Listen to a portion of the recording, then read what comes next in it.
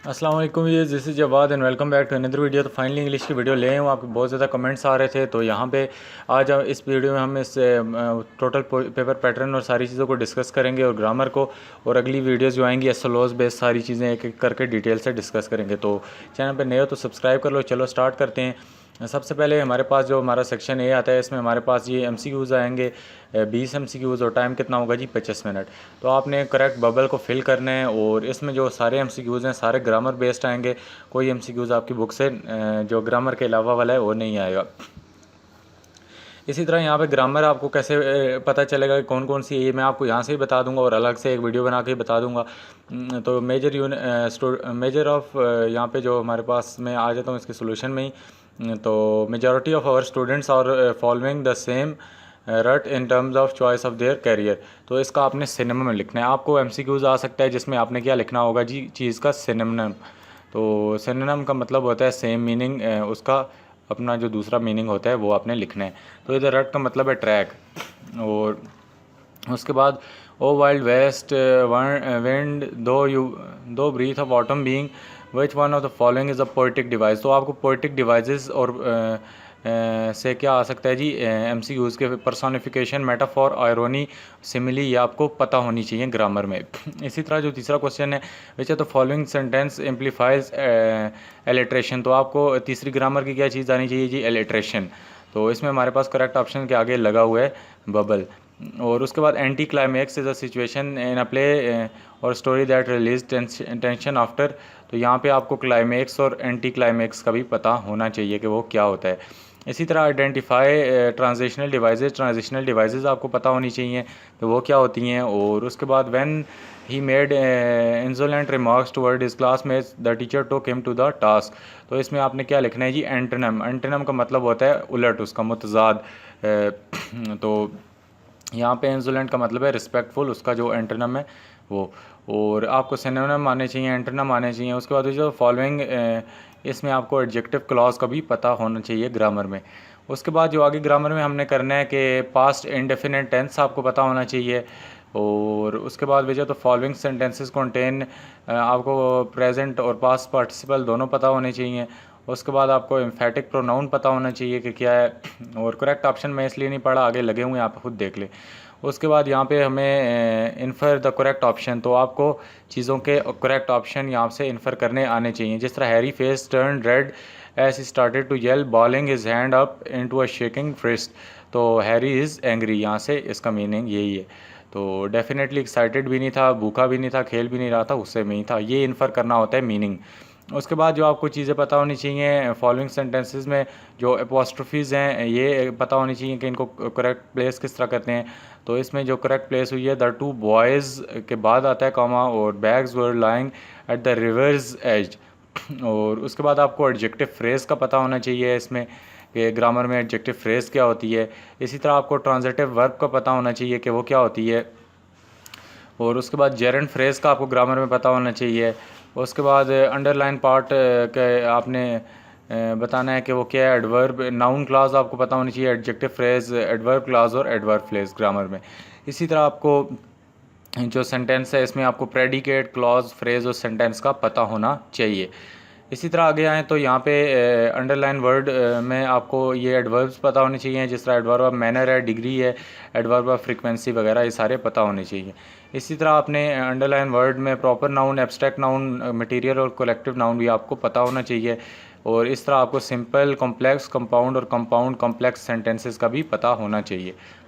तो मज़ीद हम एमसीक्यूज़ को डिस्कस करते हैं कि हमें ग्रामर में क्या क्या चीज़ें पता होनी चाहिए। तो यहाँ पे the struggle between this is reveal through characters, यहाँ पे आपको प्लॉट, कॉन्फ्लिक्ट वगैरह का पता होना चाहिए।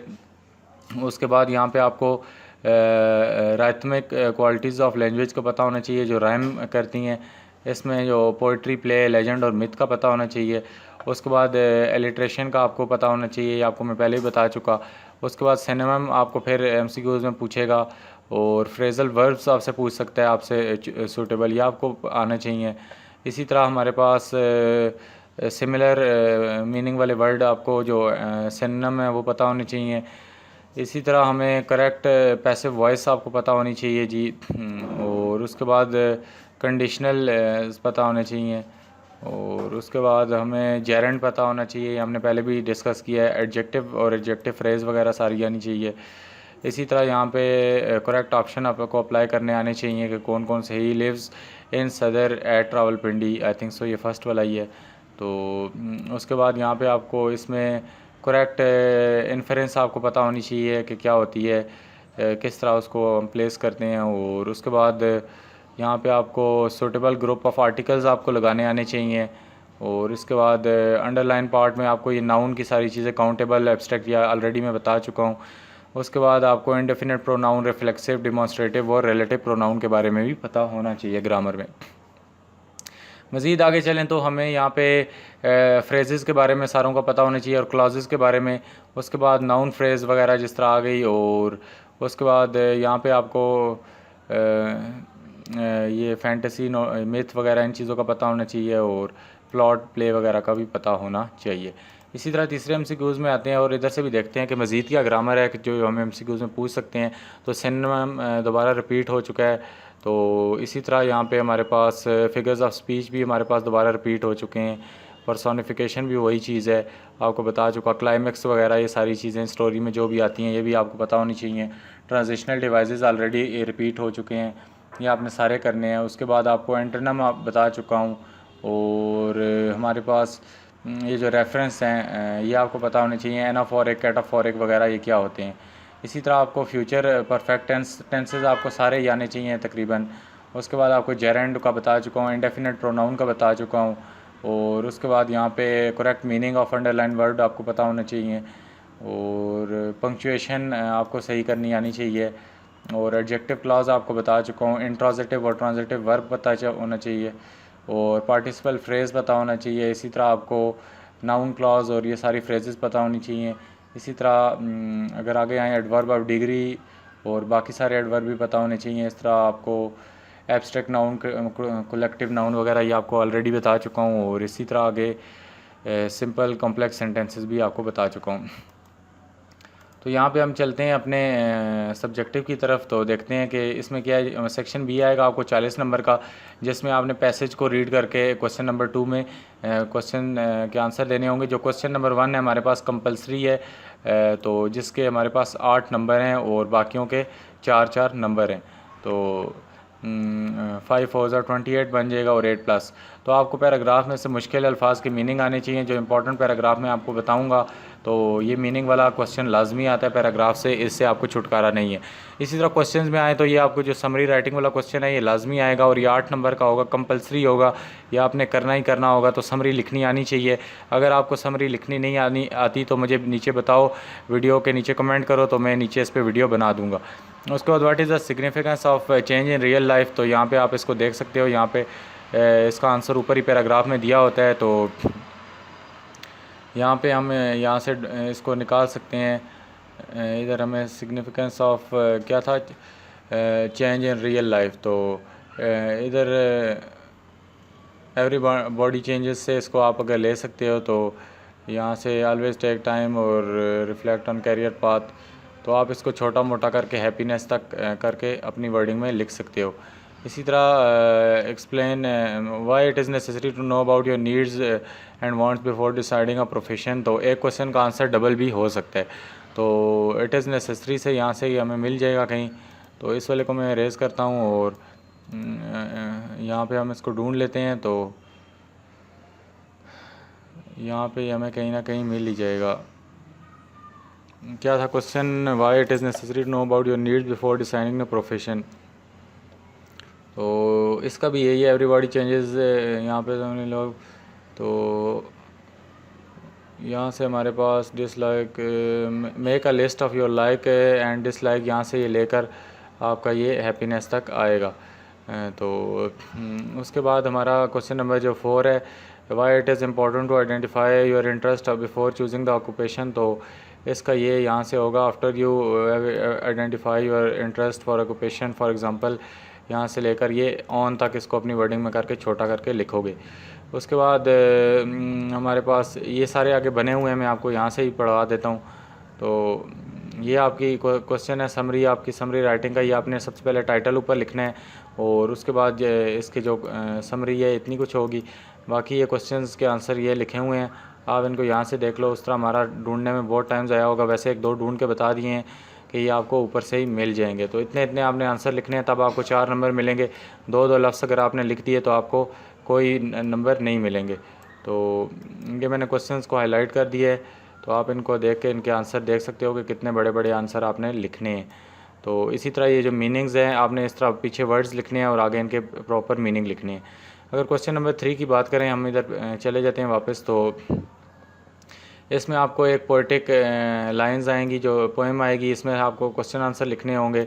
तो क्वेश्चन में क्या है कि what is the dominant theme of given lines, तो आपको थीम लाजमी लिखनी है। क्वेश्चन आपको क्या आ सकता है, पोएम्स में से थीम वाला क्वेश्चन लाजमी आ सकता है।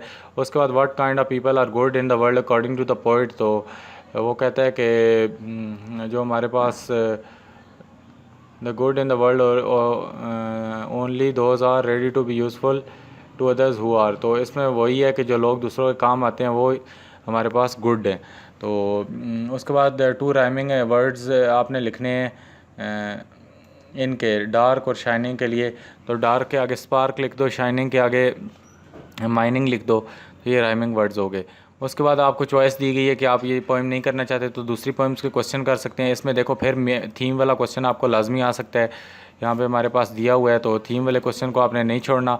उसके बाद which type of tree according to the poet can never become a forest king, तो यहाँ पे इसको हम पढ़ते हैं the tree that never had to fight for a sun and sky and air light but stood out in open plain always got its share of rain never became the king of forest. तो कहता है कि जिस tree को लड़ना झगड़ना नहीं पड़ता सूरज की गर्मी धूप से, हवा से और लाइट से, और उसको खुली चीज़ों में मिल जाती है, सारी चीज़ें उसको खुली फ़ज़ा में मिल जाती हैं सुकून से, तो उसका कोई हक़ नहीं है कि वो किंग बने। इसके बाद राइमिंग स्कीम स्टेंजा की है, तो राइमिंग स्कीम अगर आपको नहीं पता तो आप मुझे बता दो, वीडियो में मैं आपको राइमिंग स्कीम सिखा दूँगा। तो राइमिंग स्कीम इसकी जो बनती है, यहाँ पे हमारे पास हमारे पास जो इसकी राइमिंग स्कीम है ए, और उसके बाद बी, और उसके बाद सी, ABC इसकी बनती है। और उसके बाद हमारे पास जो attempt one of the following question, तो इसका बी पार्ट जो है ये आपके पास कंपलसरी है, इसमें कोई चॉइस आपको नहीं है। मैं इसको येलो से मार्क करता हूँ ताकि आपको पता चल जाए। तो बी पार्ट में आपको कहता है attempt one of the following question, तो what are the main elements of play, तो इनके आपने मेन एलिमेंट्स लिखने हैं, या फिर आपने क्या करना है, critically analyse conflict in a play you have recently read explain how it resolve, तो कॉन्फ्लिक्ट के बारे में आपने लिखना है वो क्या होता है और उसको किस तरह रिजॉल्व करते हैं। तो इसके ये आंसर दिए हुए हैं, आप वैसे यहाँ से देख सकते हो। तो ये स्टेंजा वाले मैंने आपको बता दिए हैं, तो इनके ये क्वेश्चन आंसर थे स्टेंजा वाले। तो इनको भी आप देख सकते हो कि इनके कितने कितने आंसर आपको लिखने हैं, क्योंकि इनके इतने ज़्यादा नंबर नहीं हैं। तो यहाँ पे इसके बाद इसके वाले का हमारे पास आंसर ये है, इनको आप देख सकते हो, what are the main elements of the play, तो ये हमारे पास इसका इतना बड़ा आंसर लिखोगे तब 6 नंबर मिलेंगे। और कॉन्फ्लिक्ट और कॉन्फ्लिक्ट के बारे में भी आपको इतना कुछ लिखना पड़ेगा, तभी जिस प्ले को आपने पढ़ा तभी आपको नंबर मिलेंगे। इसके बाद अगर हम सेक्शन सी की बात करें तो आपको ये ब्लैंक्स सबसे पहले रिज्यूमी आती है। रिज्यूमी राइटिंग में आपको कोई सी भी रिज्यूमी अन सीन आ सकती है, तो ये आपको लिखनी आनी चाहिए। तो यहाँ पे अगर हम जाते हैं तो रिज्यूमी का भी पैटर्न देख लेते हैं। रिज्यूमी में सबसे पहले आपने नेम के आगे XYZ लिखना है, उसके बाद ईमेल एड्रेस लिखना है जो भी यहाँ पे इन्होंने दिया हुआ है। तो आप abc@gmail.com लिख सकते हो, जो मर्ज़ी। सेल नंबर लिखना है कोई सा भी फेक, उसके बाद समरी लिखनी है। इसके बाद आपने क्या काम करना है, ये सारी चीज़ें जो समरी है लिख के, उसके बाद मार्केटिंग मैनेजर, उसका एक्सपीरियंस, उसके बाद जॉनसन मार्केटिंग मैनेजर जून टिल डेट 19, इसी तरह ये करके आपने क्या करनी है जी, ये resume for the post of manager advertise in the, तो रिज्यूमी राइटिंग में आपको बाकी भी चीज़ें बता दूंगा इसको लिखने की। तो ये थोड़ा कॉम्प्लिकेटेड सा इन्होंने फॉर्मेट दे दिया है, तो इसको देख के आप भी शायद घबरा गए हों। तो ये आपने मेन हेडिंग्स होती हैं इसके नीचे, ये रिज्यूमी CV को ही कहते हैं, जो हमारे पास CV होती है। तो ये मैं आपको बाकी CVs भी दिखा दूंगा, मेरे पास पड़ी हुई हैं। तो अगर आप चाहते हो कि मैं रिज्यूमी राइटिंग पे वीडियो बनाऊँ तो नीचे कमेंट कर दो, मैं बना दूँगा। तो यहाँ पे इसको मज़ीद देखते हैं। तो करेक्ट फॉर्म सॉरी, यहाँ पे हमारे पास जो क्वेश्चन नंबर 5 है इसमें आपने क्या काम करना है जी। क्वेश्चन नंबर 5 में आपने illustrate the correct use of tenses in the 6 sentences. तो आपने यहाँ पे करेक्ट यूज़ ऑफ सेंटेंसेज करने हैं। आपको ब्रैकेट में गलत सेंटेंसेज दिए हुए हैं, कट डाउन कट अप। तो इसी तरह अगर हम इसको देखें तो ये जो हमारे पास करेक्ट यूज़ ऑफ सेंटेंसेज वाला क्वेश्चन है इसमें इन्होंने साथ साथ इसके आंसर भी दिए हुए हैं। तो यहाँ पे कट डाउन है, तो आपने बताना है इसमें कट अप लगेगा या कट डाउन। तो फर्स्ट वाले में हमारे पास क्या लगेगा जी, कट डाउन। इसी तरह जो हमारे पास सेकंड वाला है तो इसमें उसने गॉट इनटू या गॉट थ्रू दिया हुआ है, तो इसमें गॉट थ्रू लगेगा।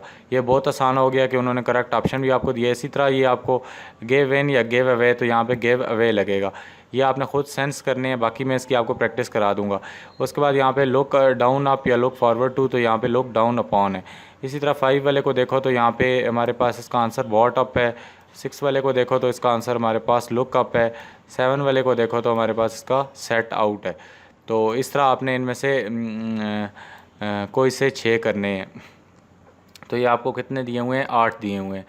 तो आपके पास 2 की चॉइस है। उसके बाद आपको जो क्वेश्चन आता है यहाँ पे मैं ले आता हूँ, correct use of given verbs करनी है। इसमें वॉच है, तो आयशा वॉच टेलीविज़न, तो आयशा वॉचेज़ या वॉच जो भी होगा हमारे पास है। तो देखो Ayesha watches the television every night. इसी तरह अगर हम दोबारा आएँ तो before the doctor could do any thing the patient expire, तो यहाँ पे एक्सपायर्ड होगा, यहाँ पे द पेशेंट हैड एक्सपायर्ड आ गए। तो उसके बाद यहाँ पे दोबारा देखते हैं कि I write the reply to by tomorrow, my I will होगा या आई शैल होगा। तो यहाँ पे देख लेते हैं, यहाँ पे आई शैल या विल ही है। तो उसके बाद यहाँ पे he told me but he want to help me, he told me that he wanted to help me होगा। तो ये देखो यहाँ पे भी he wanted to help me है। तो इसी तरह आपने ये सारे फिल करने हैं। उसके बाद पंक्चुएशन आ जाती है। पंक्चुएशन के ऊपर भी अगर कहते हो तो वीडियो बना दूंगा, नहीं करनी आती तो इसके नीचे ये पंक्चुएशन हुई है, इसकी आपने पंक्चुएट द फॉलोइंग की पंक्चुएशन करनी होती है। उसके बाद आपने एक लेटर लिखना है जी फैक्ट्री मैनेजर को। तो लेटर का जो हमारे पास फेडरल बोर्ड की तरफ से फॉर्मेट है, आपने सबसे पहले एग्जामिनेशन हॉल लिखना है, आगे कॉमा डालना है, सिटी ABC लिखना है और कॉमा कुछ भी नहीं डालना। जनवरी 25 2020 लिख के फुल स्टॉप डालना है। उसके बाद आपने जो दोबारा चीज़ें लिखनी है, द मैनेजर। उसके बाद जो भी ऊपर जिसके बारे में टेक्सटाइल इंडस्ट्री के बारे में DEF लिख के ये लिखना है। उसके बाद सिटी ABC लिखनी है। सब्जेक्ट आपने एक लाइन छोड़ के लिखना है सिटी ABC के बाद, और सर लिखना है एक लाइन छोड़ के, सब्जेक्ट के बाद एक लाइन छोड़नी है, फिर सर लिख के कॉमा डालना है। ये सारी चीज़ें लिख के एक लाइन छोड़नी है और यूएस ट्रूली लिख के आगे कॉमा डालना है और XYZ लिख के कुछ भी नहीं करना। मज़ीद आगे चले तो हमारे पास ये ट्रांसलेट इनटू द उर्दू आ गया है। तो आपने इसको क्या काम करना है, सिर्फ उर्दू में ट्रांसलेट करना है, या कि आपको एक और चॉइस दी गई है जिसमें आपने क्या करना है, डायलॉग लिखना है। तो यहाँ पे डायलॉग में हमारे पास इन्फ्लेशन वाला है। तो पहले डायलॉग को डिस्कस करते हैं। डायलॉग में आपने जो दुआ सलाम के अलावा बाकी बातें हैं उसमें कम से कम आपने 8 लाइनें लिखनी हैं रेलिवेंट टॉपिक के बारे में, ओपनिंग और क्लोजिंग से लेकर, तभी आपको 8 नंबर दिए जाएंगे। अस्सलाम वालेकुम, वालेकुम सलाम, कैसे हो भाईजान, ठीक ठाक, how are you, I am fine, इसके आपको नंबर नहीं मिलेंगे। तो आपको रेलिवेंट बातें करनी है तो 8 एक बंदे ने करनी है, 8 दूसरे ने, तब आपको 8 नंबर मिलेंगे। बाकी ये जो पैराग्राफ है ये आपको कहीं से भी अनसीन देंगे और आपने इसको उर्दू में करके लिखना है। तो ये देखो ये पैराग्राफ आपको दिया होगा तो आपने उर्दू में लिखना है। उसके बाद ये डायलॉग है इन्फ्लेशन के बारे में, बहुत हॉट टॉपिक है इन्फ्लेशन का, तो इसको आपने करना है, ये इंपॉर्टेंट डायलॉग है। तो इस तरह आपने एक बार अली उस्मान, ये आप बचपन से लिखते आ रहे हो, ये कौन सी नई चीज़ है। तो इस तरह करके इतना लंबा चौड़ा लिखोगे तो तब 8 नंबर मिलेंगे, वैसे नहीं मिलेंगे। 2-3 लाइनों का नहीं, कम से कम 1-1.5 पेज का डायलॉग होना चाहिए। तो उम्मीद है आज की वीडियो अच्छी लगी होगी। बाकी अगर इसको सेट 2 में अगर हम देखते हैं तो हमारे पास पोइम्स में वही आपको डोमिनेंट मूड का उसने कहा हुआ है कि स्टेंजा में डिस्क्राइब करो। उसके बाद पोएटिक डिवाइसेस आपको पता होनी चाहिए, नहीं पता तो बताओ, वीडियो बना दूंगा। उसके बाद what should happen if the speaker had asked to, तो ये अंदर से क्वेश्चन है। उसके बाद इम्पाइल्ड मैसेज का मतलब वही होता है कि थीम, उसकी जो मेन आइडिया होता है। उसके बाद यहाँ पे आयरोनी, आपको यूज़ ऑफ आयरोनी पॉइंट आउट करनी नहीं आती तो बता दो, समझा दूँगा। उसके बाद टोन ऑफ द मूड, अगर आपको स्टेंजा से नहीं निकालना आता तो बता दो। इसी तरह आपको यहाँ पे तो कुछ और ही बदल गया काम। यहाँ पे आपको एक क्वेश्चन अटैम्प्ट करना है जिसमें आपने एलिमेंट ऑफ द प्लॉट है, ये तो वही वाला है, और उसके बाद आपने प्ले से एक आपको आएगा और एक प्लॉट से क्वेश्चन। तो अगर आगे आए हम तो यहाँ पे हमें एप्लीकेशन आ गई है, जॉब एप्लीकेशन। अगर हम पीछे चलते हैं वापस तो यहाँ पे हमें सेक्शन सी में ये फिल इन द रेज्यूमी थी। रेज्यूमी की जगह आपको क्या आ सकता है, एप्लीकेशन भी आ सकती है। तो ये आपको एडवर्टीजमेंट नीचे दी है, इस पर आपने एप्लीकेशन लिखनी है, आपको सारी समझा दूंगा। उसके बाद क्वेश्चन 5A में यहाँ पे करेक्ट यूज़ ऑफ वर्ब की जगह फ्रेजल वर्ब्स आ गए हैं। तो यहाँ पे हमारे पास क्या आता होता था, करेक्ट यूज़ ऑफ वर्ब आते होते थे। तो ये देखो यहाँ पे यूज़ ऑफ टेंसेज आए तो यहाँ पे आपको फ्रेजल वर्ब भी पूछ सकता है। इसी तरह अगर हम आएँ तो correct use of verbs and given parenthesis है, तो यहाँ पे ये आपको वही आएगा सेम टू सेम। और उसके बाद पंक्चुएशन है, तो यहाँ पे भी पंक्चुएट वाला आपको सही है। उसके बाद यहाँ पे आपको लेटर लिखना है कोविड-19 के बारे में, तो यहाँ पे भी आपको क्या लिखना था, लेटर ही लिखना था। उसके बाद यहाँ पे आपको डायलॉग और ट्रांसलेशन का वही टॉपिक आएगा, बाकी आपको कुछ नहीं करना। बाकी अगर हम तीसरे वाले में देखें तो मेन जो इम्पोर्टेंट हमारे पास क्वेश्चन है, यहाँ पे थीम आपको वाला क्वेश्चन आ सकता है। उसके बाद राइमिंग स्कीम आपको आ सकती है, ये समझ नहीं है तो समझ लो, कमेंट कर दो। उसके बाद हमारा जो आ सकता है राइमिंग वर्ड्स वाला क्वेश्चन आ सकता है। इसी तरह नीचे चलें तो यही आपको एक प्लेस से क्वेश्चन आ जाएगा, और दूसरा कहाँ से आ जाएगा, करेक्टर्स वगैरह ये स्टोरी के लिटरेचर से आ सकते हैं। ये मैं आपको बता दूंगा कौन कौन से आएंगे। तो इसी तरह अगर बात करें, यहाँ पे हमारे पास सीवी आ गई है दोबारा से, जिसको रेज्यूमी कहते हैं। रेज्यूमी सीवी आपको पहले बताया था एक ही होती है। इसी तरह यहाँ पे आपको करेक्ट यूज़ ऑफ सेंटेंसेस आएंगे या फ्रेजल वर्ब्स आ जाएंगे। तो और उसके बाद यहाँ पे आपको correct form of the verb भी आएगी। इसी तरह पंक्चुएशन है, और लेटर का लेटर है, यहाँ पे ट्रांसलेट है, और डायलॉग का डायलॉग है। तो ओवरऑल आपको समझ आ गया होगा कि जो चेंजिंग हो सकती है। उम्मीद है वीडियो अच्छी लगी होगी, चैनल सब्सक्राइब कर लो। अगर बहुत ज़्यादा डिटेल में वीडियो चाहते हो, एमसीक्यू सारा कुछ आपके लिए तैयार करके रखा हुआ है, सिर्फ कल अपलोड करने की देर है, बस वीडियो बना के अपलोड करने की देर है, बाकी कंटेंट सारा रेडी है। उम्मीद करता हूँ वीडियो अच्छी लगी है। वीडियो अच्छी लगी तो चैनल को सब्सक्राइब करो, नोटिफिकेशन को भी ऑन करो। मिलता हूँ किसी और वीडियो में। अल्लाह हाफ़िज़, टेक केयर।